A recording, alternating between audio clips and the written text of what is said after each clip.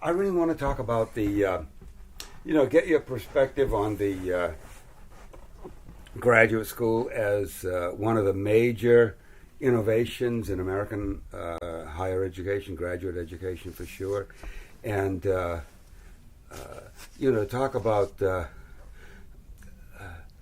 what might have been. Basically, we lost the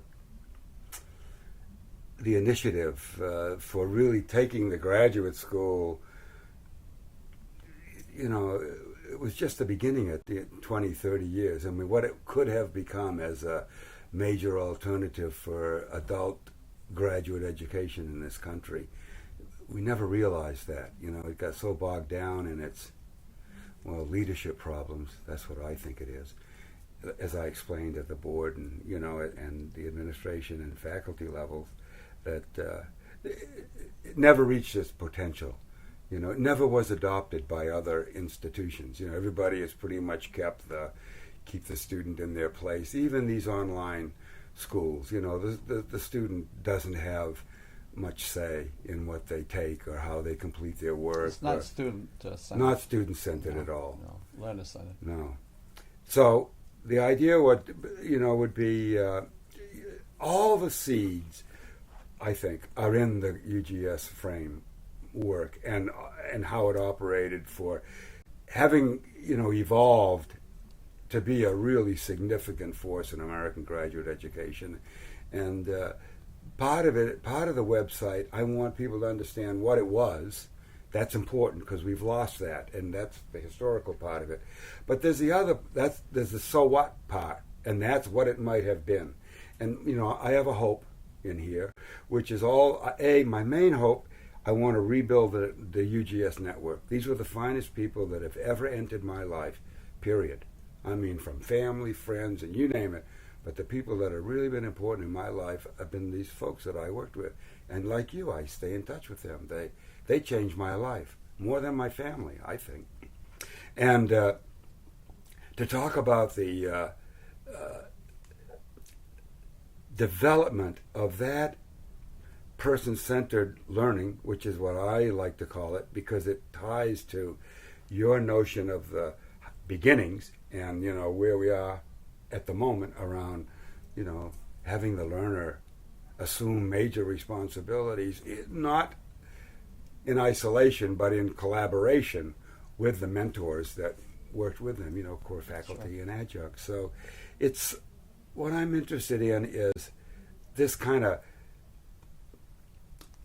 let's say we were really successful with the website and I really could recreate the kind of enthusiasm that I found when I showed up in 1972 to look at the place, right, from the accrediting people, and the uniqueness of it, to if we were going to redo this, and I've been talking with Mark Schulman at Goddard. He wants to do the program at Goddard. But, he wants somebody to come and do it in the sense of present it, run it, make the money for the place and all that. Well, that is not going to happen. Then we'd have the same old leadership problem again. If it's going to ever rise up again beyond this network that I'm trying to build, then it would have to have real solid support from all leadership. I've learned enough that if you don't have leadership at those three levels, you can't develop a program like this. So whether I could ever be instrumental in the resurrection of UGS, which I would like to really see that happen personally, professionally, because I see what happened to people in it, including myself. So I think that's unrealistic, but I don't give a damn. I'm not going to let go of that idea, Sure. It's not dead in my mind. But for this part of the process, it's to try to capture through these interviews the essence of what made the graduate school so life-affirming and for everybody. Whether they changed their lives or not. Some did and some didn't. But even if it didn't, those other folks, it was a reaffirmation of who it is they were and what it is they were doing in the world. And, I don't know, that's what I want to, in the big picture, that's the big picture. Honor the past by getting it out there, because it's all hidden now and it'll disappear if somebody doesn't do this, and see if there's enough energy among the graduates and those people and adjuncts and folks who worked with it to recreate it another place. Okay, well, I think it's a great vision, Ben. There's no question about it in my mind. And I don't think there's any question about the realities of what was happening in the late 1960s and early 70s when we laid the groundwork and did what we did. I think there's probably a lot of reasons why some configurations in the graduate school took the direction they did. Like, as we were saying a little while ago, I think the notion of having a 5-person or eventually a 6-person committee, which I think overcame a lot of the difficulties with traditional graduate school learning, where the chairperson or your advisor, whoever it was, made all the decisions for you, and you had to say yes sir, no sir, etc., etc. My own experience at Harvard, which was, I think, probably the bottom of the pits insofar as I was concerned in any kind of learning situation I'd ever been in. And I know that some of the things I recommended grew out of my disaffection with Harvard. And of course, we read a hell of a lot of stuff. Is hell okay to say? Yeah. We read a hell of a lot of stuff about what the situation was. And there was a general malaise among graduate students. And I think we were trying to answer some of that. Right. And I think, as I was saying a little while ago, in terms of the composition of the committee, we were willing to take something that I don't think that's been understood very well. We were willing to take the risk of adult people being able to do in collaboration with others who were more experienced and older, perhaps. We're willing to take the risks that eventually out of this particular configuration would come a program that had integrity, it could have all kinds of implications for social change, etc. That was why we built the social change part of it into it. And many of the people in the original union, the 10 that you're talking about, really believed in social change and thought it was possible to do it through education. Sam Baskin, the first president of the union, Jim Dixon, etc., believed that social change was possible. But whereas the traditional schools didn't have any notion about letting people take the risks, we were willing to say that risk is built into this. And I still think that that's maybe that's an entrepreneurial concept that we never made too clear.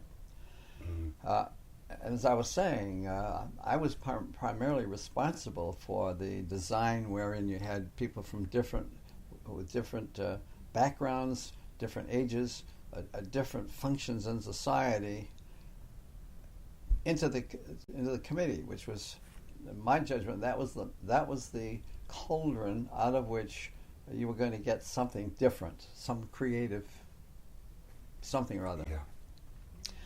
And I think that risk factor, which I'm sure that the current folk don't even understand or want to play with, even though they might regard themselves as entrepreneurs. And risk takers. And risk takers. And they don't understand that as part of the fundamental genius, if you will, and not that I was the inventor of that particular part of it. And it seems to me that anybody who's going to buy into your dream definitely has to put risk back into the picture. Right. Secondly, decision making.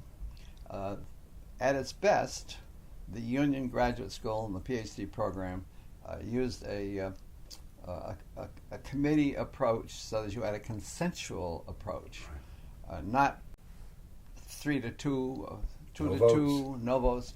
It was you either did it or you didn't do it, and a consensual approach vis-a-vis the typical American approach to solving most problems, which is let's take a vote, and if it's 97 to 96, then the 96 people are up the creek, and that's another aspect that I don't know that we ever wrote down how that worked, but it seemed obvious that was a place where the core served an important function if they really understood it.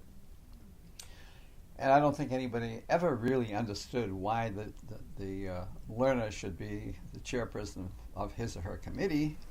I know there's a lot of distrust in that, and I think there was a lot of stupidity in it.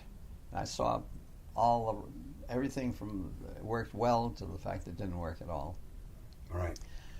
So I think in the historical context of graduate education, beginning when the first PhD program came over from Germany, from that time up until the 60s, when there was a boiling cauldron and a need for change, and I think I was pretty much in the middle of that because I'd gone to Berkeley and watched the dissent movement. I believed in dissent.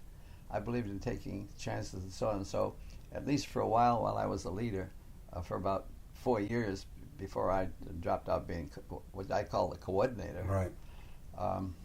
Because I got tired of the politics of it. It was the politics of it, and it still makes me sick to my stomach when I think of the politics in which the whole damn country is moving. So I think those are some of the two or three of the things that come to me immediately.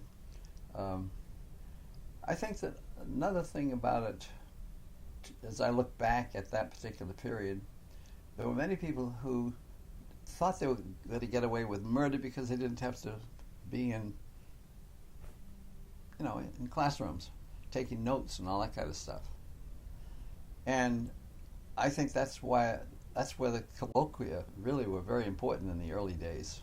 Sure. I'm afraid it became too functional and more like classroom activity as time went on. And it was another reason why I fought very hard to have, as part of residency, the notion of learner-constructed days. And that was fine for a while, but then the deans got involved and figured out that, well, how are you going to be sure that they're doing what they should be doing? And so that was when I had the phrase, I don't know whether you've seen it anywhere, but what is a peer day? A peer day is doing that which people are doing at any given moment of time. Meeting, discussing, dealing with issues. Some of them were substantive, some of them were procedural. But in my judgment, that never really ever got past when we had a few deans. After we had a few deans, then that went down the drain of the usual bureaucracy. Right. Right. Another thing I think that never really got understood too well, and maybe it was therefore easy to blow it out of the water, it took me a long time to develop the notion that the product is as much a part of the process, or the process is as much of the product as is the final document. And I think it's probably an American tendency to trust more in a piece of paper that says something on it, if it says nothing, than it was to realize that the product is the product, the process is the product. And that is something that's gone. It's going to keep on going. And I think that also relates to some of the risk factor, whereby once upon a time in the Union, we admitted people. The colloquium tended to sort them out, whether they wanted to stand on or whether they wanted to go in any given direction. Right. It gave them the option of, quote-unquote, mucking around, which was my term, mucking around until they decided what it was they really could get excited about and do something about. And that notion has gotten knocked out of it. Right. Because now you've got to have the certainty that they've got a certain number of hours that the U.S. Office of Education will approve, there's a beginning and ending of that quote-unquote time period, whether you call it semester, quarter, or whatever you call it. You got to enroll in a specific degree program now. You don't have the option of finding that out at through the process. And the interdisciplinary function, I think, here that was so important was the fact that people could experiment with political science, art, write a novel, write poems, whatever it may be. And after you've done all that, then you could sort it out and put it into categories that might make some sense in the currency of the realm, on the market. But That's all gone. And therefore, I'm saying it is sheer, unadulterated deception. The nasty word deception. It's deceptive to say this is person-centered. That's unadulterated lying. And it's just not true anymore. It's not true anymore. And if people don't like anybody saying that, then too bad for them. And so that again, against the historical backdrop, wherein people did have an opportunity to experiment, to take whatever time they needed to develop what it was, because these were busy people. These were not 23-year-old graduate students at Harvard or Berkeley or whatever. And the notion that you could integrate some aspect of your daily life and your philosophy of life and your commitment to something, that you could somehow or other wrap those all together into a network or into a mat, if you will, or a carpet, or use whatever term. You could weave these together into something that made sense.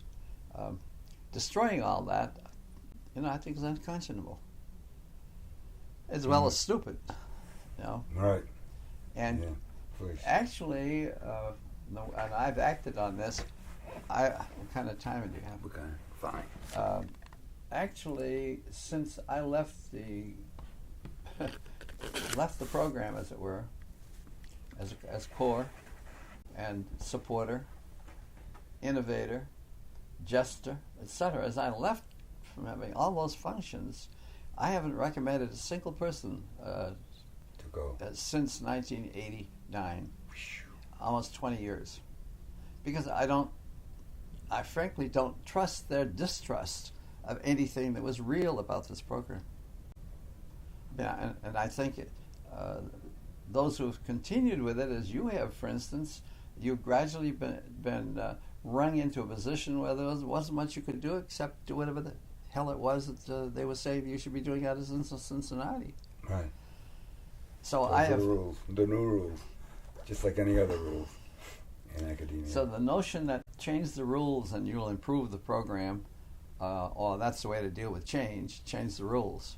And I don't buy it. I don't think that's where creativity comes from. I don't think, from what I've seen and what I've heard, that those in charge have any sense of the wide-ranging potentiality of creativity, of being creative. I don't see any real understanding of that. And I think if you hit them over the head with a new approach to poetry or music or government or whatever, if you hit these people over the head, they would say, "Oh, gee, a bee must have come along and hit me," and they wouldn't have any sense of what it was all about. Right. And if I sound, passionate about this particular notion, it's only because I am. Right. You know me well enough to know that I generally say what I think. Right.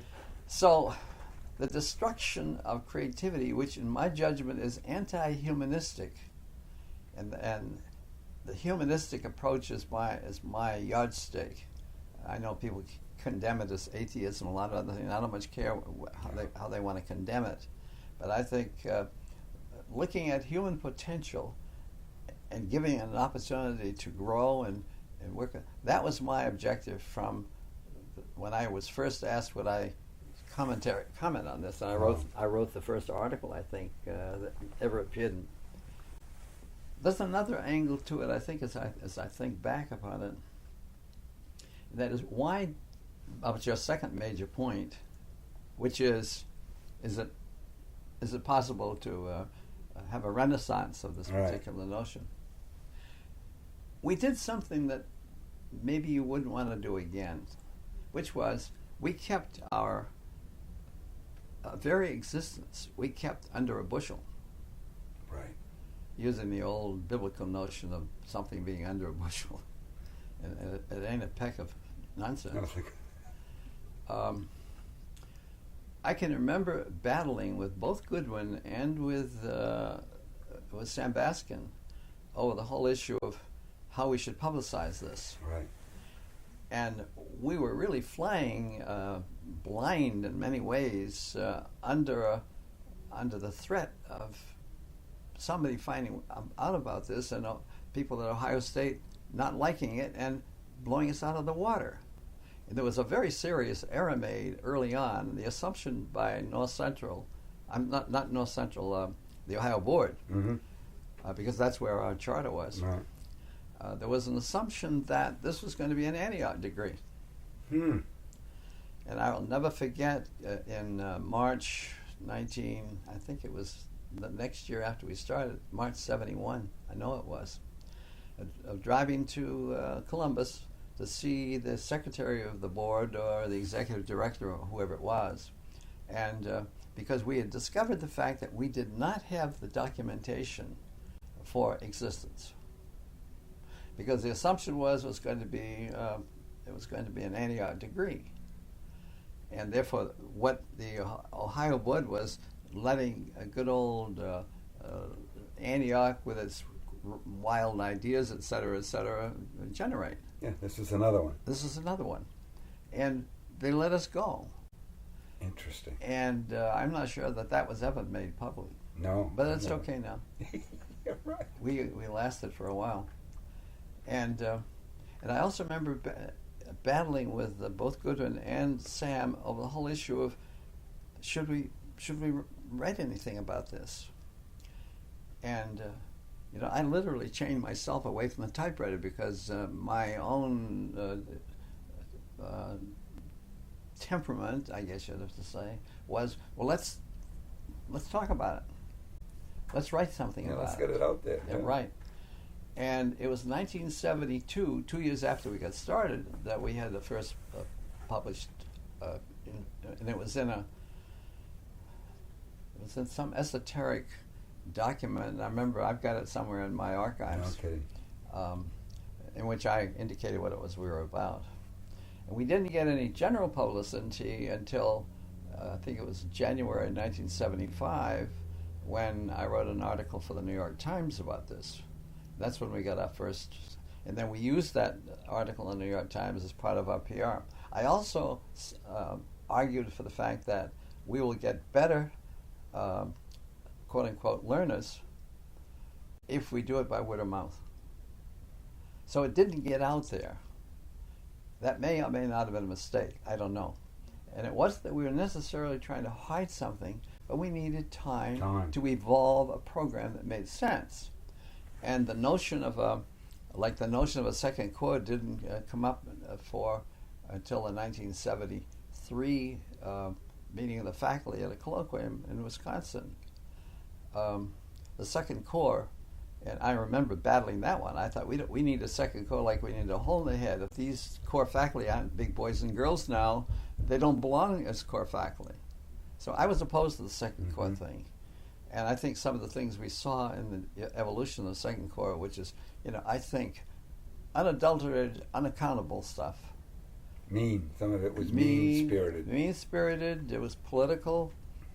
It was incompetent. Yeah. I remember getting two second core reports, which you couldn't even put on a postal card. Right. You wouldn't put them on a postal card because they'd be too short. Not that length was important, but it was clear that they either hadn't read the damn material, didn't care, refused to be unaccountable, knew that they wouldn't be fired, and you know two or three guys who did that. Yeah. And so my own frustration gradually evolved, although I did the best I could to be conscientious and be accountable. So I think that not publicizing it, not publishing the way we probably should have, was part of the reason. Then there was another major reason why it wasn't adopted somewhere else. First of all, there was the inevitable political problems of trying to break into any graduate school that already existed. And actually, there were people at Ohio State who got involved with some of our people as adjuncts, and they did use fundamentally the same kind of thing. I still correspond with Mary Martin, who she used to come to the seminars I had in my house at Yellow Springs, And she took those things back, and the guy involved said, hey, that's great. And he went on and loosened up his own program. Great.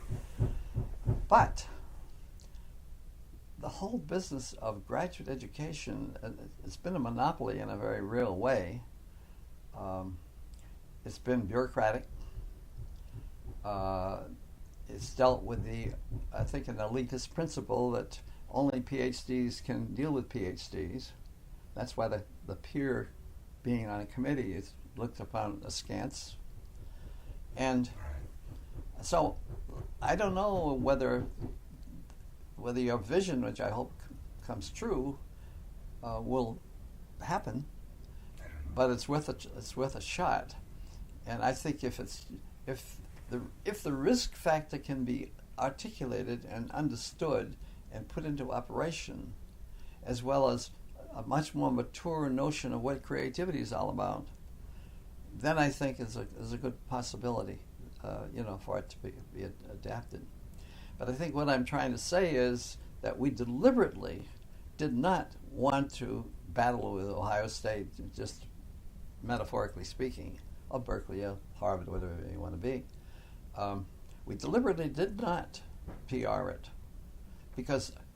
and that was mostly my quote-unquote fault, or my leadership, or followership, or whatever you want to call it. The graduate school was growing leaps and bounds, because by the time of the 80s, 83 or 4 or 5, I tried to do the enrollment cap at 1,200, saying we were going to lose the framework here.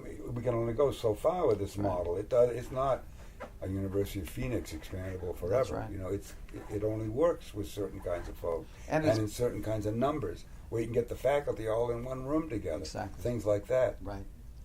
And it was also it was human being to human being, not human being to robot. Or discipline to discipline. A discipline to discipline. Right. And so as I look back on it, maybe it was not correct for us to withhold, because gradually we knew we had something. Yeah. Gradually we evolved the trust in what it was doing for most of the people. Granted, there was a guy who would write the 25-page PDE because he happened to be Mayor Daley's lackey underling. There was that happen. We got ripped off, no question about it. Occasionally, but damn it, you go into almost any bunch of doctoral theses on, you pull them out at random, and you're going to find a certain number of those are going to be exactly the same way. Exactly. I mean, so we were not doing anything any different. Not that we deliberately did, but it was hard to justify damning the whole thing just because a few people ripped it off. Right. Another footnote, I think, which is an institutional footnote, and it was the fact that any money that came into the union from grants, from Ford, U.S. Office of Education, Kresge, all those grants, they went into the undergraduate program, the UWW program. That's right. Goodwin actually was pulled off by Sam many times to deal with that particular, the expansion of UWW, evaluation of UWW, going to the various places where UWW was adopted, making sure that money got pushed out into these as an incentive to do the UWW at the undergraduate level. Right. As a consequence, in many ways, UGS was a kind of an orphan, fiscally. Yeah, an afterthought, almost. Yeah, almost, right. And that was a hard fight for me. It became the major resource of revenue for the institution for years and years. That's right. The graduate school. It did, but it was not generally known. No. Those of us who were in the inside knew that. Right. And much as I cared for Sam, whom I regarded as one of the greatest educational politicians whom I ever met, and told him that, Sam was so concerned about spin-offs, and which was one of his favorite words, spin-offs and innovation and getting new grants for different programs for the prisons and so on and so forth. And that was all very commendable. But it left those of us who were struggling out there in limbo in terms of where the money was going and how we'd allocate it.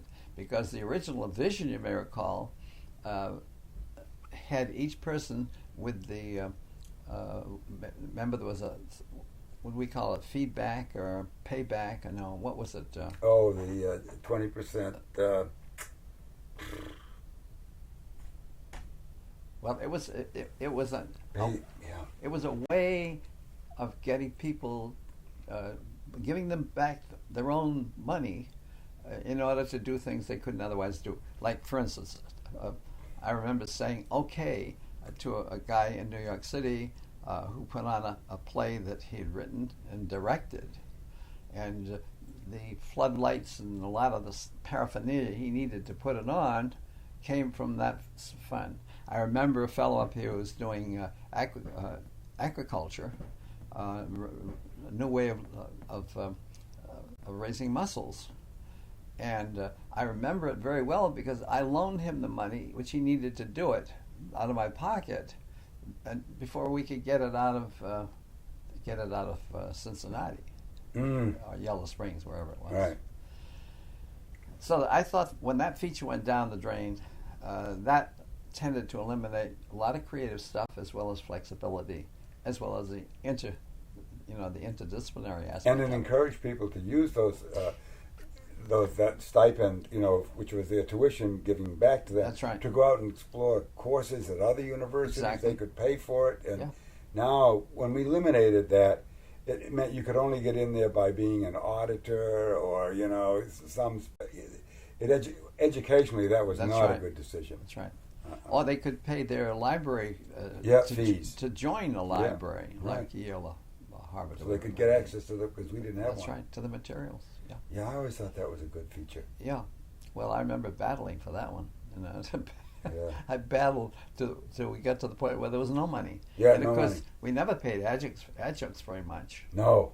As Jim Dixon had I think a wonderful phrase for that, if I can remember it, that what we were doing in getting adjuncts to come aboard, that we were borrowing from the social capital that had been put up by other institutions.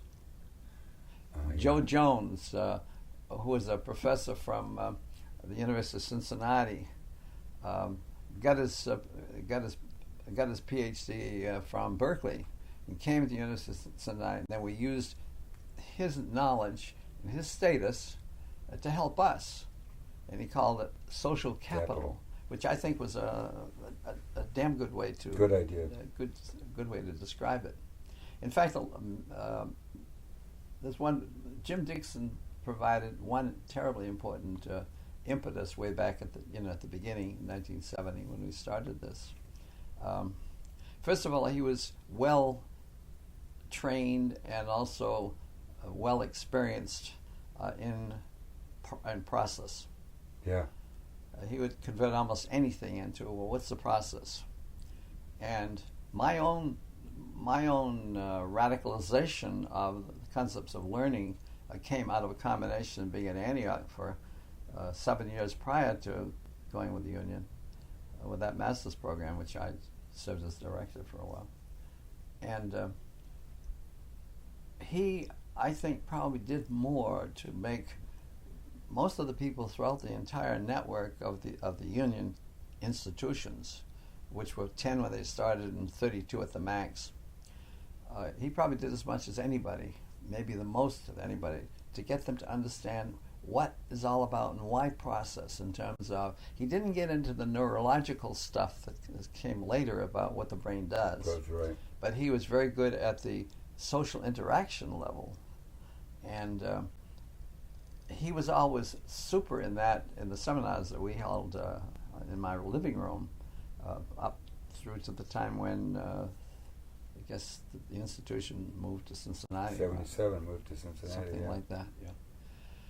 So I think the particular individuals, you'd have to pick them out.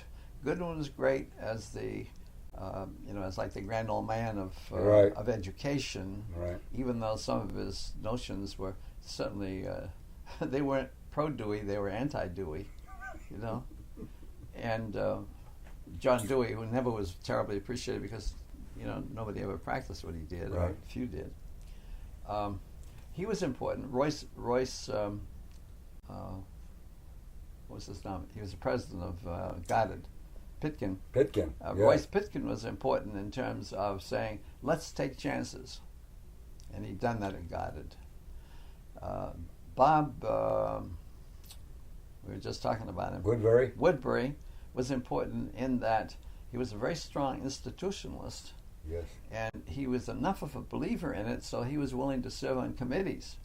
So it was more than just simply the trustees saying, do this or do that.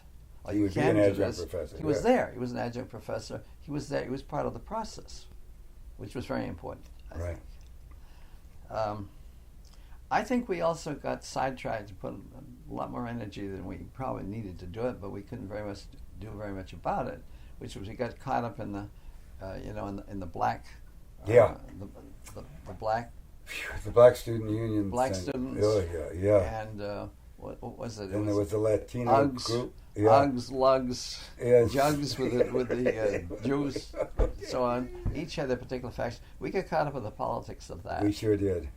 Also, Distracting. the women's movement. Yep, same thing happened. It was at once helpful, and within a couple of years, we had 53% of our learners were women. Yeah, And did I ever have to battle that one and fight for it? Because I'd watched lots of women in my life go down the drain only because, we can't give them any money, we can't give them a chance because what the hell, they're going to get married and get pregnant and they not won't going to be contribute. lifelong scholars. That's right. That's all they wanted. That's right. But a combination of the women's movement and the black movement affected me heavily at one point when I was told, Roy, the problem with you is that you're not black female. And I'll never forget, it was in Alan Gardner's office in New York City. And we were having, as I recall, I think it was a faculty meeting, combination faculty, and these were learners who were part of the... Yeah, they were always part of it. They were always part of it. And I think I remember saying, I don't think I'm going to have a sex change. When you can't do anything about skin And color. I don't know how I'm going to... I can, of course, buy some cork and blacken my face. But I resent it, and I think not too long after that I said, I'm tired of this bullshit. I'm gonna leave being coordinator, which I prefer it as a name rather Over than dean. director or dean, right? Yeah, because this came out of the '60s. I'd watched every dean I ever knew get hit by lightning with the student dissent movement. Right. And though I was very much in favor of student dissent, and did a lot to aid and abet it, the point was, though, I didn't particularly like to be, penalized for it. And so when Sam and Gooden in his office just before Christmas in 1969 said to me, would I be dean?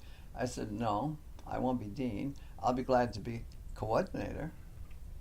And I said, and Sam said, well, why? And I told him. And I said, there's three conditions under which I'll take this. One is I'm coordinator. Secondly, I'm able to work with learners.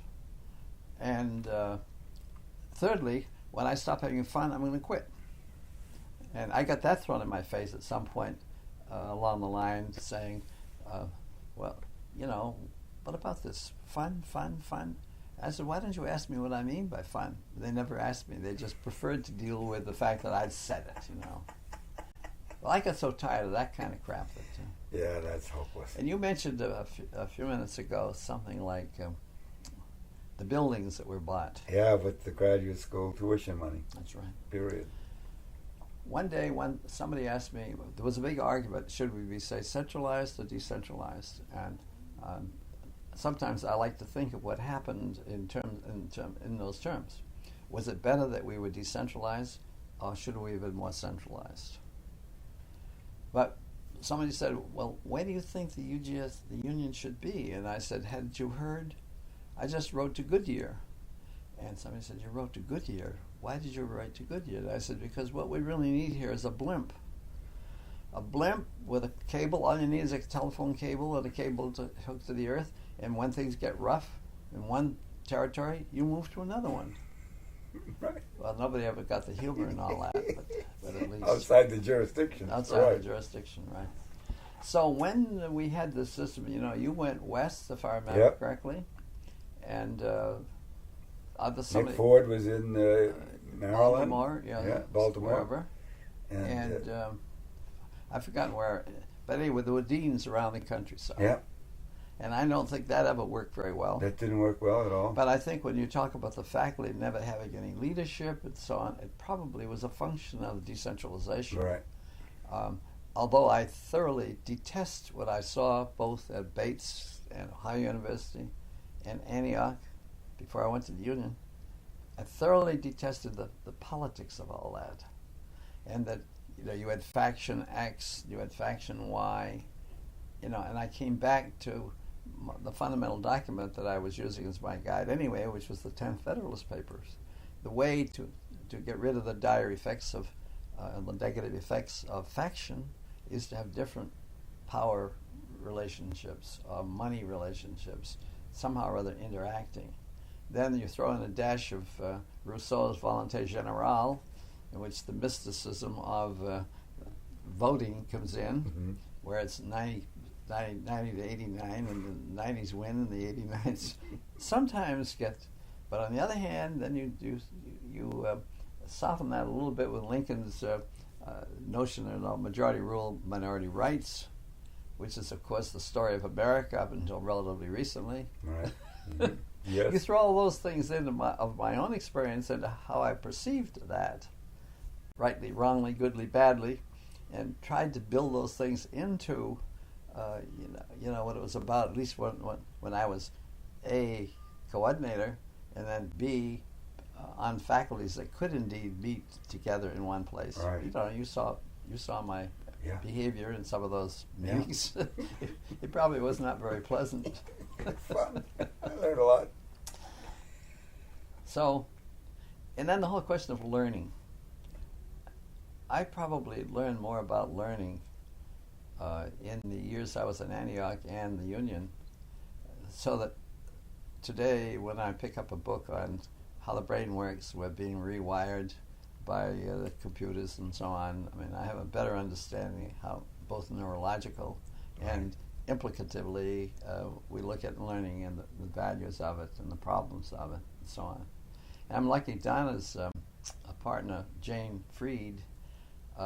She's very skilled on keeping up with contemporary research on the brain, learning, and the implications of all that. Terrific. So I've had some terrific That's discussions with her. Yeah. So some of the new books on brain research it ties into what we're talking about, I think. So I think if you can get somebody to get excited about all this, and I'll give you a name when we finish. If you can build in the safeguards, such as if you can figure a way to get the damn politics out of it, or to reread the 10th Federalist Paper and see what the genius is there in terms of the big scope of Western society, I think you got a chance. It's a rebirth, maybe. We can rebuild the network. Because that's what you didn't have when you did the graduate school. You were creating it. It wasn't there. That's right. It was in process. Yeah. And so every colloquium and then every graduation, you'd have more people at it. Now they're out there. That's right. We could rebuild that, revitalize that, re-energize that. That's right. And keep that, those are the folks that I think would hold our feet to the fire. They're the graduates. Yeah, the right. people who really experience the process. But you've also got to educate them. They need, because things have changed. It's a different world we're in here at the moment. Well, I think, but one thing you don't have to work on as hard is the concept of network. Right. Because we worked hard on that. In fact, I was called the greatest network, as somebody ever said. They did it in writing somewhere. Because when anybody said, well, we need somebody in psychology or an anthropologist, or whatever it may be, I had the experience of having dealt with literally hundreds of these people. And so I pressed a little button and said, let's see, where Roll the deck. Yeah, that's right. And So I think the network, but people have got to learn to network. But they're gonna have to. You don't have to work so hard at it as you did when we first started. With the technologies, because it's there. It's easy. Yep, that's right. Easy. So I think that's on your side. Right. And we got a critical mass if we can get them in communication. yep. And I think you can do that. I think so. Maybe with at least 50% of them. Maybe. Yeah, that's enough. You won't get them all. No. Don't need them all. Don't need them all. And then recreate it.